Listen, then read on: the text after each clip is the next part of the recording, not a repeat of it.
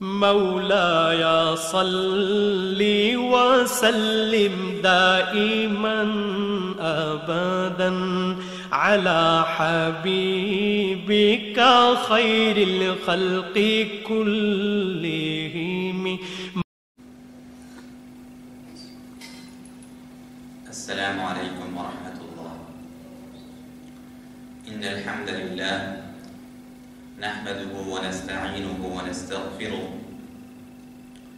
ونشهد أن لا إله إلا الله وحده لا شريك له، ونشهد أن سيدنا محمدا صلى الله عليه وسلم عبده ورسوله، صلى الله عليه وعلى آله الطيبين وصحبه المتقين الصالحين وعلى كل من تبعهم بإحسان إلى يوم الدين.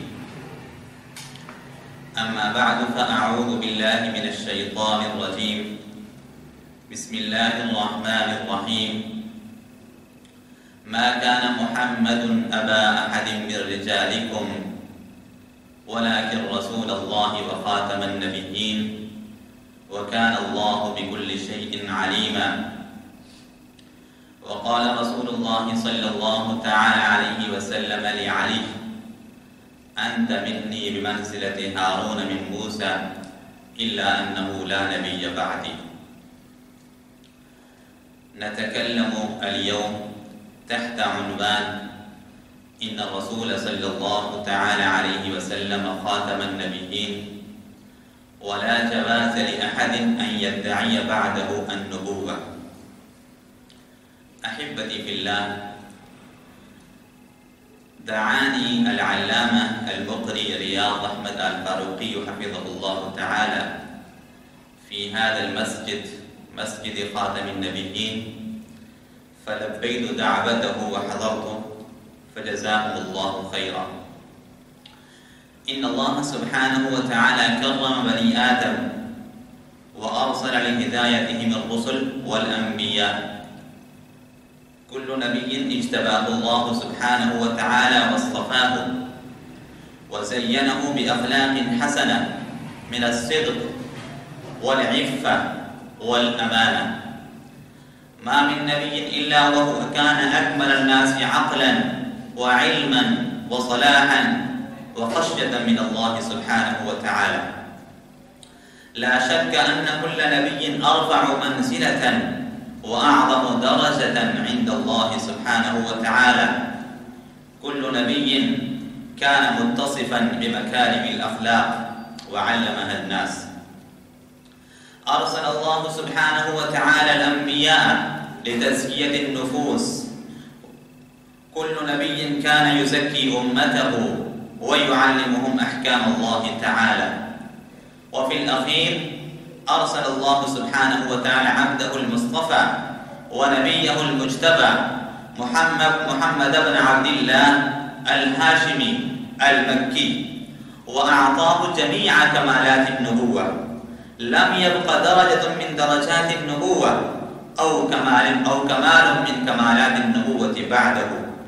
أعلن الله سبحانه وتعالى في القرآن المجيد أن كلام حبيبي وحي إلهي، والنجم إذا هوى ما ضل صاحبكم وما غوى وما ينطق عن الهوى إن هو إلا وحي يوحى. وجعل إطاعته إطاعة الله، ومن يطع الرسول فقد أطاع الله، وبيعته بيعة الله. إن الذين يبايعونك إنما يبايعون الله. رميه رمي الله، وما رميت إذ رميت ولكن الله رمى. أيها الأحبة في الله، انتهى إليه وصف الكمال، وصف العقل، علوم النبوة، وانتهى إليه الصدق والأمانة، حتى اشتهر في العرب بالصادق والأمين. وانتهى إليه العفة والحياء. كان النبي صلى الله تعالى عليه وسلم أشد حياء من العذراء. وانتهى إليه حسن المخلوقات وجمالها، كما قال حسان بن ثابت رضي الله تعالى عنه: وأحسن منك لم تر قط عيني، وأجمل منك لم تلد النساء، خلقت مبرأ من كل عيب، كأنك قد خلقت كما تشاء. هذا سيدنا عبد الله بن سلام رضي الله تعالى عنه لما رأى وجه رسول الله صلى الله تعالى عليه وسلم دخل الإيمان في قلبي، وقال: لما استبنت وجه رسول الله صلى الله تعالى عليه وسلم عرفت أن وجهه ليس بوجه كذاب. أتم الله سبحانه وتعالى على حبيبه المصطفى جميع كمالات الإنسانية وكمالات النبوة، أعطاه الكوثر، جعله صاحب الشفاعة الكبرى، خصص له المقام المحمود، نسخت به الشرائع السابقة لا حاجة إليها بعد طلوع السراج المنير، وبعثة رحمة للعالمين صلى الله عليه وسلم. الآن لو كان موسى حيا لما وسعه إلا اتباع سيد العالمين صلى الله عليه وسلم، وسيدنا عيسى عليه السلام ينزل من السماء كفرد من أمته عليه السلام ويتبع شريعته.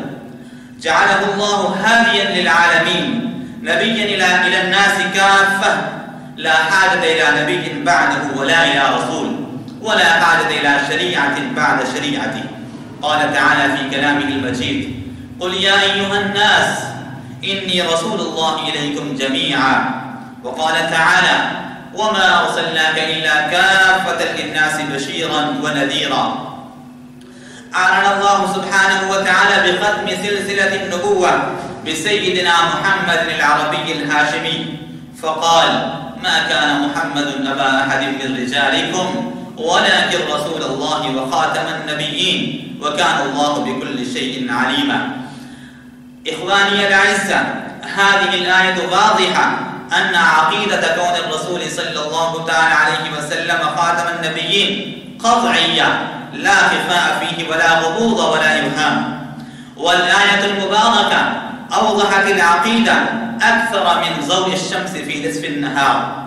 قصر النبوة كامل باعتبار الظاهر والباطن، لم يبق مكان لأحد فيه ولا جواز لأحد أن يدعي النبوة بعد الرسول صلى الله تعالى عليه وسلم. روى الإمام البخاري رحمه الله تعالى في صحيحه عن أبي هريرة رضي الله تعالى عنه أن رسول الله صلى الله تعالى عليه وسلم قال: إن مثلي ومثل الأنبياء قبلي كمثل رجل بنى بيتا فأحسنه وأجمله إلا موضع لبنة من زاوية، فجعل الناس يطوفون به ويعجبون له ويقولون: هلا وضعت هذه اللبنة؟ قال: فأنا اللبنة وأنا خاتم النبيين، أنا اللبنة وأنا خاتم النبيين. وروى الإمام مسلم رحمه الله تعالى في صحيحه أن النبي صلى الله تعالى عليه وسلم قال: أنا محمد وأنا أحمد وأنا الماحي الذي يمحى بي الكفر، وأنا الحاشر الذي يحشر الناس على عقبي، وأنا العاقب والعاقب الذي ليس بعده نبي. الله سبحانه وتعالى يوفقنا أن نفهم الكتاب والسنة